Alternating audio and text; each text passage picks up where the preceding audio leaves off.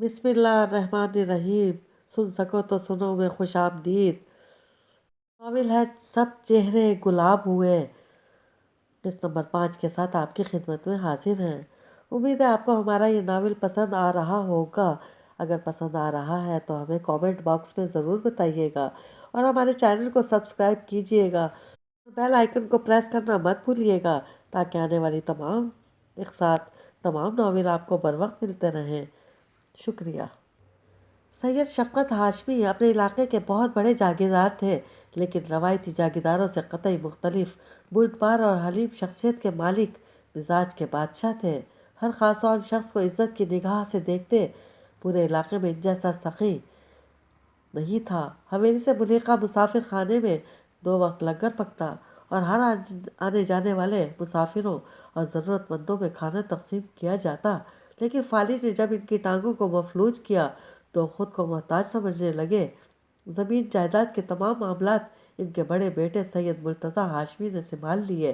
سیاست میں قدم رکھا تو باپ کی نیک نامی خوب کام آئی۔ سید شفقت کی عزت و ناموس کی بدولت وہ اپنے علاقے سے بھاری اکثریت سے الیکشن جیت کر MP منتخب ہوئے۔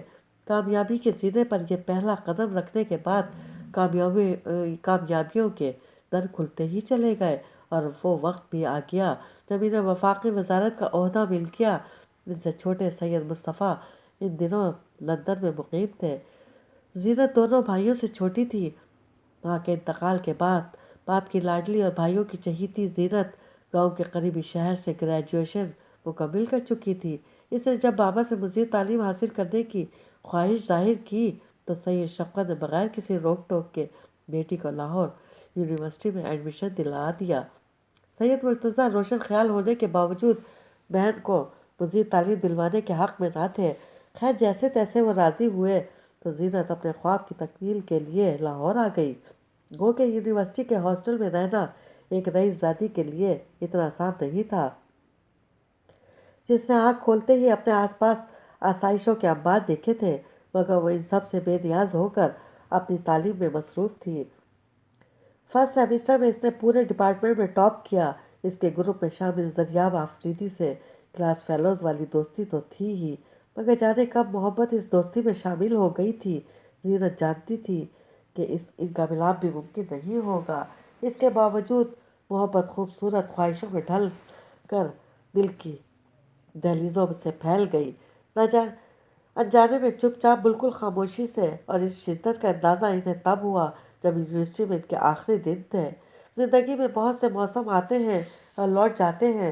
محبت ایک ایسا موسم ہے جو کسی کے عکس میں ڈوبی نگاہیں بن کر ٹھہر جائے تو کچھ کھونے یا چھن جانے کا احساس مٹ جاتا ہے۔ زریاب آفریدی کو دنیا میں اپنی بیوہ بہن ریشا گل کے سوا کوئی نہیں تھا، وہی ان کی رازدار بھی تھی۔ 2 بھائیوں کی محبت کی شدت سے واقف تھی۔ زینت کا MA مکمل ہوا تو وہ بہت سی خوشیاں پانے کی خواہش لیے واپس گاؤں چلی آئی۔ ادھر زریاب کا اصرار بڑھ رہا تھا۔ ریشا گل بھائی کی محبت کے لیے ڈرتے ڈرتے حویلی میں رشتہ لے کر چلی گئی۔ حویلی میں تو جیسے بھونچال آ گیا۔ آج تک کسی غیر خاندان کی جرأت نہیں ہوئی تھی کہ وہ حویلی میں رشتے کی بات کرتے۔ سید مرتضیٰ نے ریشا گل اور ان کے شوہر کو بے عزت کر کے حویلی سے نکال دیا اور زینت کے حویلی سے نکلنے پر پابندی لگا دی۔ خواہشیں مٹھی سے ریت کے ذروں کی طرح پھسل گئیں۔ خاندان بھر میں زینت کے جوڑ کا کوئی رشتہ نہیں تھا جس کے ساتھ فوراً نکاح کے بول بڑھا دیے جاتے۔ سید شفقت ہاشمی لاڈلی بیٹی کی حالت دیکھ کر ملول تھے۔ بیٹی کسی ویران کھنڈر کی طرح دکھائی دینے لگی تو انہوں نے دبے لفظوں میں سید مرتضیٰ سے زریاب کے رشتے پر غور کرنے کی خواہش ظاہر کی، لیکن مرتضیٰ ہاشمی خاندانی زمین و جائیداد کا بنٹوارا نہیں چاہتے تھے۔ اس مسئلے کا فوری طور پر ایک ہی حل اخذ کیا۔ وہ حل یہ تھا کہ زینت کا قرآن پہ حق بخشوا دیا جائے۔ عام لفظوں میں اس کی شادی قرآن سے طے کر دی گئی۔ جائیداد میں اس کا حصہ ہتھیانے کے لیے زینت اس نام و نہاد رسم کی زد میں آ چکی تھی۔ خاندان بھر میں اس رسم کو ادا کرنے کے لیے دعوت نامے جاری کر دیے گئے۔ روحانیت کی گدی کو وراثت میں سنبھالنے کے لیے اس کے حقوق کو پامال کر دیا گیا۔ وہ خاندان کی پہلی لڑکی نہیں تھی، ایسی بہت سی مثالیں موجود تھیں۔ لڑکیوں کو قربانی کا بکرا بنا کر ان سے مذہبی، سماجی اور اخلاقی حق چھین لیا جاتا اور ان کا حق قرآن پہ بخشوا دیا جاتا تھا۔ اس رسم کی بھیٹ چڑھنے میں زینت کے پاس ابھی 3 دن باقی تھے جب سید مرتضیٰ کو اپنے آفیشل کام کے لیے اچانک شہر سے باہر جانا پڑ گیا۔ پوری حویلی کو دلہن کی طرح سجا دیا گیا تھا۔ اس صورتحال میں زینت انگاروں پہ لوٹ رہی تھی۔ سید شفقت بے بسی سے بیٹی کا تماشا دیکھ رہے تھے۔ زینت کو باپ کی حد درجہ خاموشی شاکی بنا رہی تھی۔ اب چپ رہنا اس کی برداشت سے باہر تھا۔ بابا، میں آپ کی بیٹی ہوں، میری سرپرستی کرنا آپ کا فرض ہے۔ آپ سب کچھ دیکھ کر بھی اتنے انجان کیوں بن رہے ہیں؟ زریاب نے عزت کے ساتھ میرا ہاتھ مانگا تھا، بھائی نے انہیں بے عزت کر کے نکال دیا۔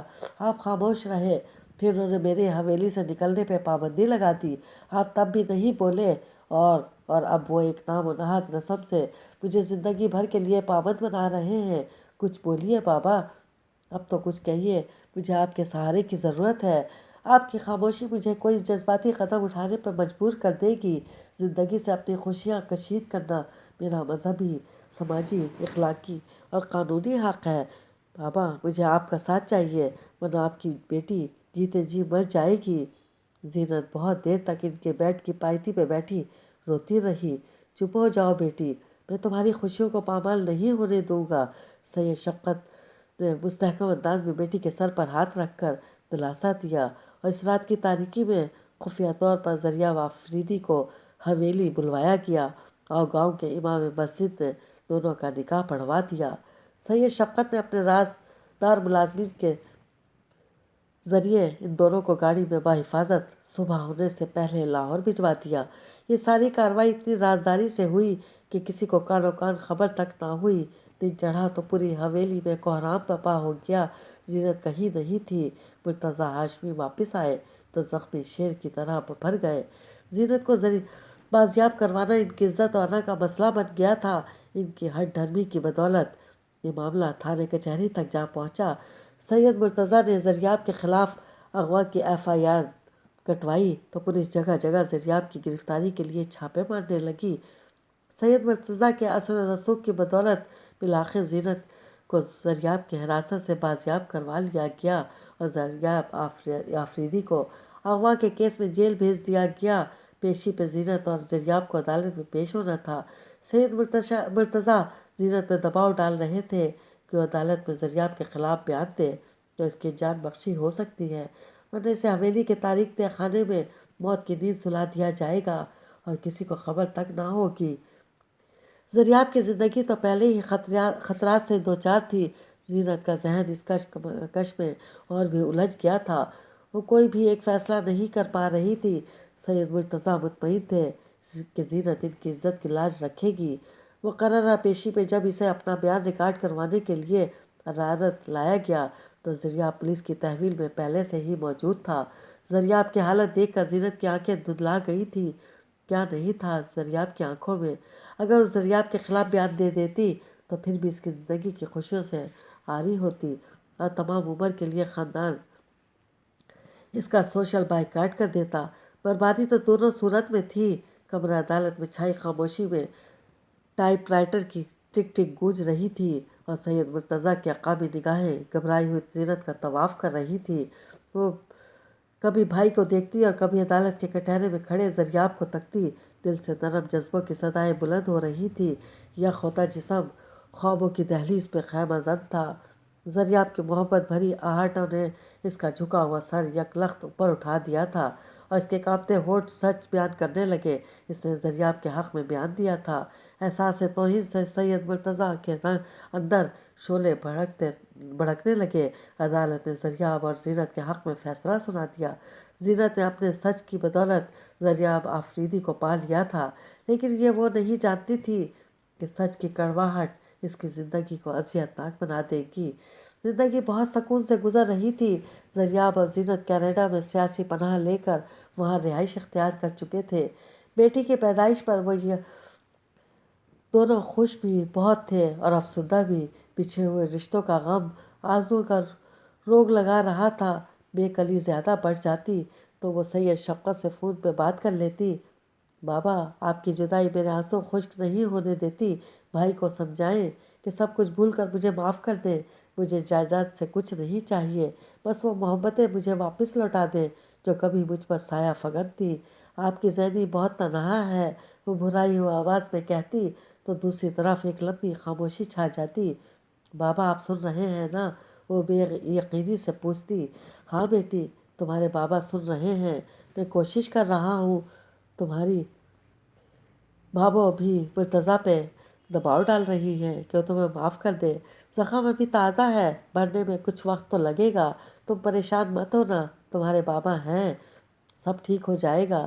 سید شفقت کی دلاسے یہ اس کی آنکھوں سے آنسوں کی جھڑی لگ جاتی تھی۔ پتہ نہیں یہ سب کچھ ٹھیک ہوگا، وہ متفکر سی سوچتی ہی رہ جاتی۔ زینت کا بیٹا اب چلنے پھرنے لگا تھا۔ زریاب زینت کو ہر ممکن طور پر خوش رکھنے کی کوشش کرتا، مگر باپ اور بھائیوں کی جدائی نے اس کی مسکراہٹ چھین لی تھی۔ سید شفقت کی حالت سنبھلنے کے بجائے بگڑتی جا رہی تھی۔ آخر وقت میں زینت کا نام ان کی زبان پر مچلتا رہا۔ 4 سال سے وہ بیٹی کی شکل دیکھنے کے لیے ترس رہے تھے۔ سید شفقت کی وفات کی اطلاع ان کے خاص ملازم نے چوری چھپے زینت کو دی تو وہ سارے خطرات بالائے طاق رکھ کر پہلی فلائٹ سے پاکستان آ گئی۔ حویلی پہنچی تو مرتضیٰ ہاشمی نے زینت کو مرے ہوئے باپ کا منہ بھی نہ دیکھنے دیا۔ وہ روئی، چیخی، چلائی، ہاتھ جوڑ کر مرتضیٰ ہاشمی کے سامنے گڑ گڑائی، مگر ان کا پتھر دل موم نہ ہوا۔ اسے باپ کا آخری دیدار کروائے بغیر حویلی سے باہر نکال دیا گیا۔ پورے خاندان نے یہ جذباتی منظر اپنی آنکھوں سے دیکھا۔ کسی کے لبوں نے اس ظلم کے خلاف زبان نہ کھولی۔ سید شفقت کی موت نے اسے ایک جامد چپ لگا دی۔ اس کی آنکھیں اپنی بد نصیبی پہ ہمہ وقت رویا کرتی جسے باپ کا آخری دیدار بھی نصیب نہ ہوا تھا۔ در حقیقت جب انسان سرکشی پر اترتا ہے تو اپنے آپ کو دنیا کی سب سے بلند تر ہستی سمجھنے لگتا ہے۔ غرور و تکبر اور سرکشی کی ہوا دماغ میں بھرنے سے وہ کسی طاقت کو اپنے سے بالا تر نہیں سمجھتا۔ وہ اپنے آپ کو غیر جواب دہ سمجھ کر جبر و قہر کا دیوتا اور ظلم و فساد کا مجسمہ بن جاتا ہے۔ انسان اپنے اصل کو بھول جائے تو دل سے خوف خدا بھی نکل جاتا ہے۔ وہ آلودہ دلوں کو اپنا مسکن نہیں بناتا۔ سید مرتضیٰ بھی اپنی آخرت کو بھول چکے تھے۔ ان کی بے حسی گزرتے لمحے کو سفاک بناتی رہی۔ وقت تو گزر ہی جاتا ہے، چاہے وہ جیسا بھی ہو۔ سو وقت عمروں میں 5 برس کا اضافہ کر کے گزر گیا۔ یہ 5 برس کس قدر اذیت ناک تھے زینت بخوبی واقف تھی۔ ان 5 برسوں کے ایک ایک پل سے زینت دوبارہ دیار غیر میں جانے پہ راضی نہیں تھی، لہٰذا دریاب نے یہیں کسی فرم میں جاب کر لی۔ گزر بسر ہو رہی تھی۔ اس کا بیٹا بھی اسکول جانے لگا تھا۔ گھر بھر کا لاڈلا، اپنی پھوپھو میں تو جان تھی اس کی۔ وہ دن زینت کی دعاؤں کی قبولیت کا تھا جب مصطفیٰ ہاشمی نے نگہت سمیت اس کے چھوٹے سے آنگن میں قدم رکھا تھا۔ خوشی سے زینی کا انگ انگ جھوم اٹھا۔ اسے سمجھ نہیں آ رہا تھا کہ وہ اپنی بے پایاں خوشی کا اظہار کس طرح کرے، بس روئی جا رہی تھی۔ اس کا ننھا بیٹا زریاب کی گود میں بیٹھے ہوئے کبھی ماں کو اور کبھی اجنبی مہمانوں کو دیکھتا۔ زینی میری بہن چپ ہو جاؤ، جو کچھ ہوا میں زیادہ تو نہیں جانتا، بس بھول جاؤ۔ میں نے بابا کی وفات پہ آنے کی پوری کوشش کی مگر فلائٹ ہی نہ ملی۔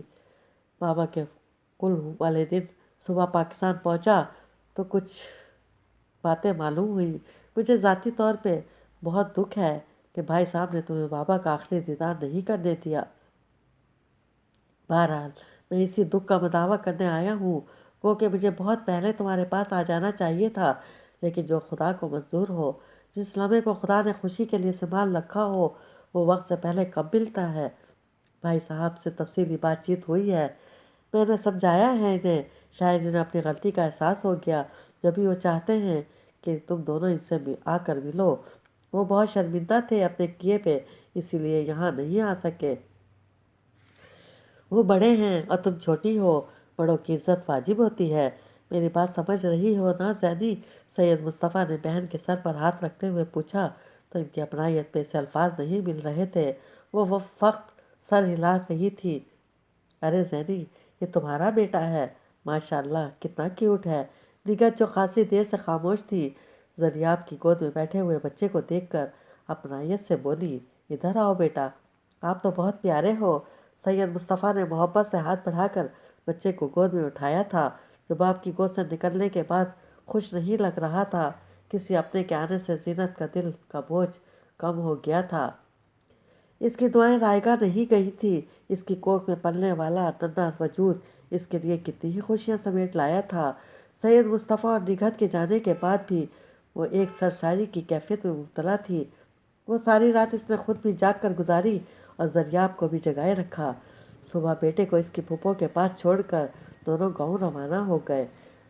کھلتی کلیوں جیسی مسکراہٹ راستوں اور منظروں کو سونپ کر، دلوں میں گرم جذبوں کی چمک لیے، فاصلوں کو چاہتوں کے رس بھرے ملائم لمس دے کر، وہ اپنی کھوئی ہوئی محبتوں کو پانے کے لیے سخت بے چین تھی۔ اسے گاؤں تک کا سفر کبھی اتنا لمبا نہیں لگا تھا۔ زریاب نے گاڑی چلاتے ہوئے رخ موڑ کر زینت کو دیکھا، جس کے ہونٹوں پر پھولوں کی ملائم پتیوں جیسی مسکراہٹ کھل رہی تھی۔ زینی، اب تو تم خوش ہو نا؟ بہت زریاب، آج میں بہت خوش ہوں۔ میری خوشیاں آج مکمل ہو جائیں گی۔ بھائی اور بھابھوں سے ملنے کے بعد ہم بابا کی قبر پر بھی جائیں گے، وہ بھی خوش ہوں گے، ہے نا؟ زینت تمناؤں کی فہرست بنا رہی تھی اور زریاب اس کے معصوم انداز پہ مسکرا رہا تھا۔ حویلی میں ان کی توقعات سے بڑھ کر ان کا استقبال ہوا تھا۔ اس ملن رت نے ساری کدورتیں دھو ڈالی۔ سید مرتضیٰ بار بار بہن سے معافی کی درخواست کر رہے تھے اور زینت ہمیشہ ان کے انداز پہ شرمندہ ہو جاتی۔ روانگی سے قبل وہ زریاب کے ساتھ اپنے آبائی قبرستان بھی گئی، جہاں بابا کی قبر پہ اپنے آخری آنسو بہانے کے بعد اس کا من ہلکا ہو گیا تھا۔ سورج اپنی مسافت طے کر رہا تھا۔ وہ دونوں ڈھیروں محبتیں سمیٹ کر واپسی کے لیے روانہ ہونے لگے تو سب نے انہیں کچھ دن اور حویلی میں رکنے کی دعوت دی، مگر زینت کو بیٹے کی فکر کھائی جا رہی تھی۔ وہ رات کو اس سے لپٹ کر سونے کا عادی تھا۔ گاؤں سے شہر تک کا فاصلہ خاصا لمبا تھا۔ لاہور پہنچتے پہنچتے انہیں رات ہو چکی تھی۔ چوک سے ٹرن لے کر جب زریاب نے گاڑی اپنی کالونی کے راستے پر ڈالی تو زینت بول اٹھی، ابھی کہاں جا رہے ہیں؟ پہلے آپا کی طرف زانی کو تو لے لیں، رات کے 10 بج رہے ہیں، اس وقت تو وہ سو چکے ہوں گے۔ زریاب نے سمجھانا چاہا تھا، آپ جانتے تو ہیں کہ زانی میرے بغیر نہیں سوتا، اور پھر بھی کہہ رہے ہیں، خیر نیند تو آپ کے بغیر ہمیں بھی نہیں آتی۔ زریاب نے جھک کر قدرے شریر انداز میں کہا تو وہ جھیپ گئی۔ کچھ شرم کریں اور گاڑی دیکھ کر چلائیں، یہاں کے ڈرائیور سے آپ بخوبی واقف ہیں کہ بینائی سے محروم ہوتے ہیں۔ ذرا آنکھ جھپکی اور بندہ گیا۔ اچھا ہے، ساتھ جئیں گے اور ساتھ مریں گے، خدا نہ کرے۔ یہ کیسی باتیں کر رہے ہیں؟ زینت نے دہل کا سینے پر ہاتھ رکھا تھا۔ چڑیا جیسا دل ہے تمہارا، میں مذاق کر رہا تھا، پلیز ایسے ہولناک مذاق مت کیا کریں، کچھ گھڑیاں قبولیت کی بھی ہوتی ہیں۔ اوکے یار، یہ دیکھو میں کانوں کو ہاتھ لگاتا ہوں، اب تو خوش ہو جاؤ۔ زریاب، ہم پہلے آپا کی طرف چلتے تو اچھا تھا، کیوں فکر کر رہی ہو؟ زانی آپا کے پاس سو گیا ہوگا، میں صبح جا کے اسے لے آؤں گا۔ ڈونٹ وری، جانتی ہو کہ آپا اس سے کتنی محبت کرتی ہیں، شاید اپنے بیٹے سے بھی زیادہ۔ تم چابیاں نکال کر گیٹ کا لاک کھولو، میں گاڑی گیراج میں لگاتا ہوں، صبح افتخار کو شکریہ کے ساتھ دے آؤں گا۔ سوچو اگر گاڑی کا بندوبست نہیں ہوتا تو ہمیں کوچ اور بسوں کے دھکے کھانے پڑتے۔ زینت چابیاں لے کر باہر نکل آئی اور لاک کھول کر گیٹ وا کر دیا۔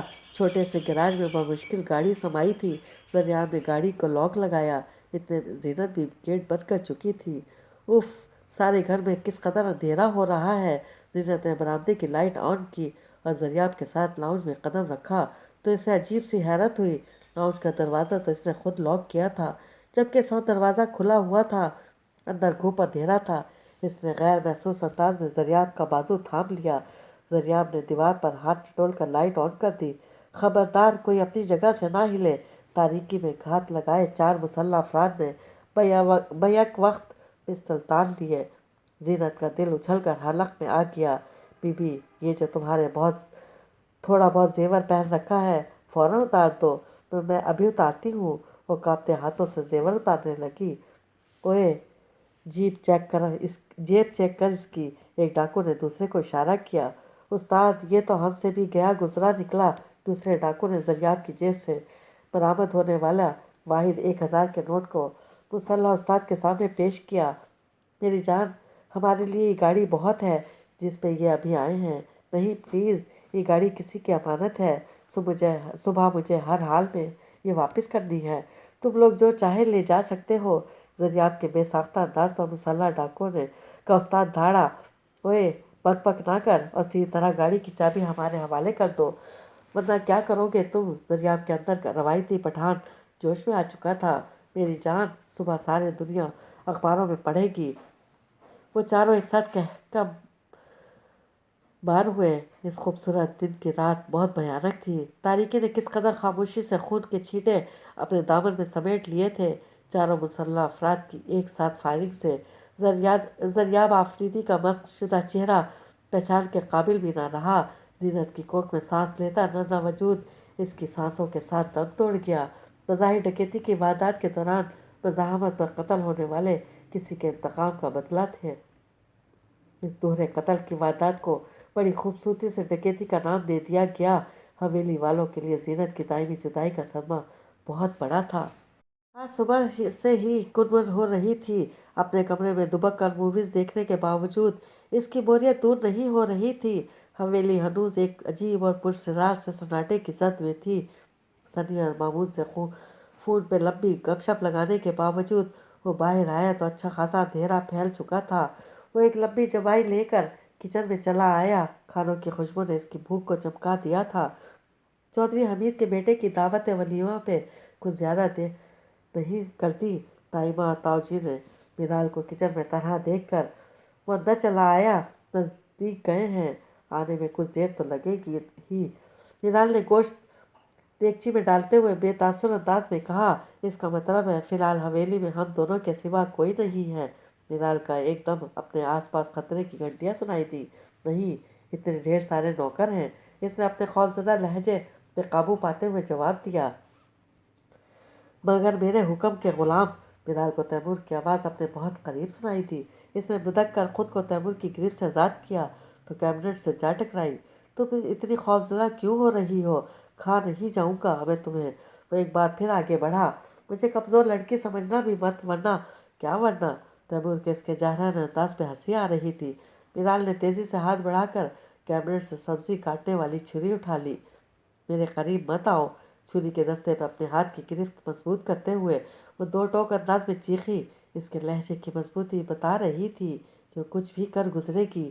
تیمور نے وہاں سے نکلنے میں دیر نہیں لگائی تھی۔ میرال جو اتنی دیر سے خود کو حوصلہ دے رہی تھی، اس کے جانے کے بعد کیبنٹ سے سر ٹکا کر رونے لگی۔ تیمور کے آنے سے اس کی زندگی عذاب میں پڑ گئی تھی۔ اس کی آنکھ میں گندگی کے چھینٹے تو اس نے پہلے دن ہی دیکھ لیے تھے، اس لیے وہ محتاط ہو گئی تھی، لیکن وہ اس حد تک گر سکتا تھا اس کا اندازہ نہیں تھا۔ میرال کو اسے ایمان کی قسمت میں رونا آ رہا تھا جس کی نسبت تیمور جیسے بد کردار شخص سے طے ہو چکی تھی۔ میرال اگر ڈسٹرب تھی تو وہ رات تیمور کے لیے بھی جاگنے کا باعث تھی۔ مسلسل اسموکنگ کرتے ہوئے زندگی میں پہلی بار کسی لڑکی کو اتنی فسرت سے سوچنا اسے بہت اچھا لگ رہا تھا۔ نظریں اپنی ہتھیلی پہ پڑی میرال کی پائل پر جمی ہوئی تھی۔ اسے میں خود تمہارے پاؤں میں سجاؤں گا، اپنے استحقاق بھری محبت کے ساتھ لبوں نے سرگوشی کی اور تیمور نے خود کو بیڈ پر گرا دیا۔ ایک خوبصورت سے احساس نے اسے اپنے حصار میں لے رکھا تھا۔ رات جاگنے کے باعث اس نے سارا دن سو کر گزارا۔ سید مرتضیٰ ہاشمی حاکم دین کے ساتھ ڈیرے پر جا چکے تھے۔ یہ اس کے معمولات تھے۔ جب ان کی طبیعت ذرا بہتر ہوتی وہ حویلی میں نہیں ٹکتے تھے۔ انہیں حویلی کی اونچی اونچی دیواروں میں اپنا سانس گھٹتا ہوا محسوس ہوتا۔ زینت کی آہوں کی باز گشت انہیں کھلی فضا میں نکلنے پر مجبور کر دیتی۔ یہ ان پر عذاب تھا، خدا کا نازل کردہ، کہ ان کے اپنے ہی اعضاء ان کے وجود سے کٹ جانا چاہتے تھے۔ ماضی کا خوف گزشتہ 20 برس سے ان کے ایک ایک لمحے کو چاٹ رہا تھا۔ سورج کی کرنیں چھن چھن کر اس کے کمرے میں آ رہی تھی۔ اچھا خاصا دن چڑھایا تھا۔ فریش ہونے کے بعد اس نے چینج کیا، بال بنائے اور تائی ماں سے ملنے ان کے کمرے میں چلا آیا۔ رانی بھی تو اسے کہیں نظر نہ آئی، البتہ میرال وہاں ضرور موجود تھی۔ وہ بیجی کے دھلے ہوئے کپڑے بڑی ترتیب سے الماری میں رکھ رہی تھی۔ تیمور پہ نظر پڑتے ہی اس کے ماتھے پر تیوریاں چڑھ گئیں۔ کیا چاہتے ہیں آپ مجھ سے؟ کیا پرابلم ہے آپ کا؟ میرال نے زچ ہو کر ہاتھ میں تھامے دھلے ہوئے کپڑے قریبی کرسی پر پھینک دیے تھے۔ تم صرف تم ہو میرا پرابلم جس میں میری راتوں کی نیند اور پلیز تیمور صاحب چلے جائیں یہاں سے، مجھے میری ہی نظروں میں ذلیل مت کریں، خدا کے لیے مجھ سے میرا یہ آسرا مت چھینیں۔ آپ ایمان کے حوالے سے میرے لیے بہت معتبر تھے، لیکن آپ کی غلیظ فطرت نے مجھے نظریں اٹھانے کے قابل بھی نہیں چھوڑا۔ بولتے ہوئے اس کی آواز رند گئی۔ تیمور کو شرمندگی کے احساس نے گھیر لیا۔ میرال، آئی سویئر میں نے کبھی تمہارے بارے میں برا نہیں سوچا۔ اس کا عملی مظاہرہ تو میں کل دیکھ چکی ہوں۔ اس کے لہجے میں کاٹ تیمور کو بے چین کر گئی تھی۔ بائی گاڈ، کل رات میں بری نیت سے وہاں نہیں آیا تھا، میں تو صرف تمہارا یہ ری ایکشن دیکھنا چاہتا تھا، اور اس کوشش میں آپ کی اصلیت مجھ پر کھل گئی۔ سوچئے تیمور صاحب، اگر سوچوں کے چہرے ہوتے تو آپ کا چہرہ کتنا بدصورت ہوتا۔ میرال کے لہجے میں بے پناہ نفرت تھی۔ وہ تیزی سے اس کے پاس سے گزر کر باہر نکل گئی، جبکہ اس کے جملے کی باز گشت نے تیمور کے قدم جکڑ لیے تھے۔ وہ الٹے پیروں واپس اپنے کمرے میں گیا اور جلدی سے اپنی تمام چیزیں بیگ میں ٹھوسنے لگا۔ میں اب یہاں ایک منٹ نہیں رکوں گا، سمجھتی کیا ہے یہ خود کو؟ میں تو جیسے اس کی نظر میں کوئی لچا لفنگا ڈاکو بدماش ہوں۔ بھاڑ میں جائے یہ محبت، اسے سیدھا نہ کیا تو میرا نام بھی سید تیمور ہاشمی نہیں۔ بیگ میں وہ ایک ایک چیز اجرت میں ٹھوستے ہوئے مسلسل بڑبڑا رہا تھا۔ رات کھانے پہ اس نے تائمہ اور تاؤجی کو اپنی واپسی کے پروگرام سے آگاہ کر دیا تھا۔ وہ کسی بھی صورت اسے جانے کی اجازت نہیں دے رہے تھے۔ پتر، مجھے ایک بات تو بتا، صبح تک تو نے جانے کا نام بھی نہیں لیا تھا، پر اب اتنی چھیتی تو اڑ کر لاہور پہنچ جانا چاہتا ہے نہ؟ تجھے یہاں مسئلہ کیا ہے؟ تائمہ، میں اگلے ہفتے پھر آ جاؤں گا، اتنے دن تو رہ لیے ہیں آپ کے پاس، اور دیکھیں میرا وزن بھی آپ کے بنائے دیسی کھانے کھا کر کتنا بڑھ گیا ہے۔ مجھے لاہور جا کر فوراً جم جوائن کرنا ہے۔ کچھ دن اور یہاں رہا تو مٹکا بن جاؤں گا۔ تو کر لو بات، اب تو پھر مجھ سے مخول کرنے لگ پڑا ہے۔ رانی بی کی سارے طبیعت میں مسکرا رہا تھا۔ میری توبہ تائمہ، میری ایسی مجال تو میں آپ سے مذاق کروں؟ کیوں تاؤ جی، آپ بھی تو کچھ بولے نا۔ وہ تو ٹھیک ہے بیٹا، پر پھر بھی تمہارے یہاں آنے سے ہمارا دل بھی بہل گیا تھا۔ تم چلے جاؤ گے تو پھر وہی فرصت ہی فرصت۔ تاؤ، آئی پرامس میں آتا جاتا رہوں گا، آپ تنہا نہیں ہیں، آپ کا بیٹا آپ کے ساتھ ہے۔ تیمور نے یہ گانت سے سید مرتضیٰ کے جھریوں بھرے ہاتھوں پر اپنے دونوں ہاتھ رکھتے ہوئے تسلی دی تو خاموشی سے سر جھکا گئے تھے۔ کھانا سرو کرتی ہوئی میرال پہ اس نے ایک نگاہ غلط بھی نہیں ڈالی تھی۔ صبح کی سفیدی پھوٹ رہی تھی جب وہ حویلی سے لاہور جانے کے لیے نکلا تھا۔ جاتے سمے دل نے ایک بار اسے دیکھنے کی خواہش کی تھی، جسے تیمور نے رد کرتے ہوئے جیپ آگے بڑھا دی۔ دل کی دہلیز پہ تیمور کی محبت میرال کی بے رحم جیپ میں گھری کسی شور سے بھی زیادہ پرشور تھی۔ فضا میں ہلکی ہلکی خنکی کا احساس تھا۔ پتہ نہیں 2 ہفتے اتنی جلدی کیسے گزر گئے تھے۔ اس نے گردن گھما کر سرسبز کھیتوں کو دیکھتے ہوئے سوچا تھا۔ گاؤں آتے ہوئے اس کے ذہن میں کوئی فکر، کوئی واہمہ نہیں تھا، مگر اب یوں گمان ہو رہا تھا جیسے ذہن خدشات سے بھر گیا ہو۔ میرال کے الفاظ نے اسے بری طرح ڈانٹ دیا تھا۔ اتنی بے اتنائی، بے وقوف لڑکی، میں نے تمہارے بارے میں کبھی غلط نہیں سوچا تھا، مگر میری بے تابیوں نے تمہیں کتنا غلط سوچنے پر مجبور کر دیا۔ او گاڈ، یہ میں کیا فضول بکواس کرتا رہا ہوں اس کے سامنے۔ انہی سوچوں کو سلجھاتے ہوئے وہ خود بھی الجھ گیا تھا۔ کبھی اسے میرال پہ غصہ آتا اور کبھی وہ خود سے لڑنے لگتا۔ دل جہاں کھو جائے وہاں سے واپسی کا سفر بہت اداس ہوتا ہے۔ چھن جانے کی چبھن چین نہیں لینے دیتی، اور جنہیں آپ چاہتے ہو ان کی آنکھوں میں ابھرنے والی بے اتنائی بھی ایک لکیر بھی بہت اذیت دیتی ہے۔ میرال کی آنکھوں میں جو نفرت اس نے دیکھی تھی، اس کو سہنا بہت مشکل تھا۔